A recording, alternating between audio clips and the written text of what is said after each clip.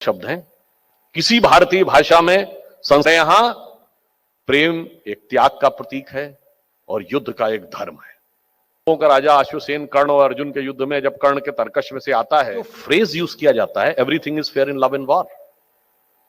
ये फ्रेज तो इंग्लिश का है और इसकी हिंदी क्या है? जंग और इश्क में सब कुछ जायज है।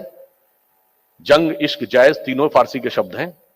किसी भारतीय भाषा में, संस्कृत या अन्य में कोई ऐसा आपको अनुसंधान करके बताइएगा कि युद्ध प्रेम में सब कुछ उचित अनुचित है, ऐसा कहीं नहीं।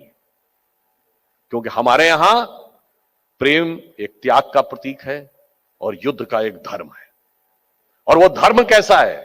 जैसा अभी उल्लेख किया पूर्ववर्ती वक्ताओं ने भी कि भगवान राम जब रावण से युद्ध करते हैं तो रावण को भी इस बात का आभास हो जाता है कि भगवान राम क्या हैं।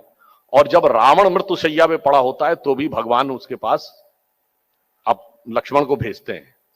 यानी आपके शत्रु के अंदर भी कोई क्वालिटी है तो हम ईमानदारी से एक्सेप्ट करेंगे। और हम उस समय ना उसका एनेक्सेशन किया उन्होंने, ना अपना कोई डिप्टी बैठाया यानी सबजुगेशन किया, ना कोई ट्रीटी साइन कराई, ना डोमिनेशन किया। यह युद्ध का धर्म था। और युद्ध का धर्म हमारा ऐसा था कि वो जो आपको महाभारत का संवाद याद होगा कि सांपों का राजा अश्वसेन कर्ण और अर्जुन के युद्ध में जब कर्ण के तरकश में से आता है और वो कहता बस मुझे अपने बाण पर चढ़कर जाने दो तो अर्जुन को मैं डस लूंगा, तुम्हारा भी प्रतिकार पूरा और मेरा भी प्रतिकार पूरा, तुम्हारा दुश्मन मेरा दुश्मन।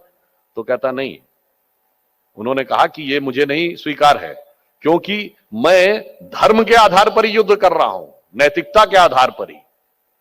तो वो ये कहता है, उसमें लाइन बड़ी सिग्निफिकेंट है जो भारतीय संस्कृति का मूल स्रोत है। वो ये कहता है अर्जुन है मेरा शत्रु किंतु वह सर्प नहीं नर ही तो है, संघर्ष सनातन नहीं शत्रुता इस जीवन भर ही तो, जन्म जन्मांतर की शत्रुता नहीं है। तो कहता है अगला जीवन किस अर्थ हो फिर हो द्वेषांत बिगाड़ू मैं, सांपों की जाकर शरण सर्प बन क्यों मनुष्य को मारूं मैं।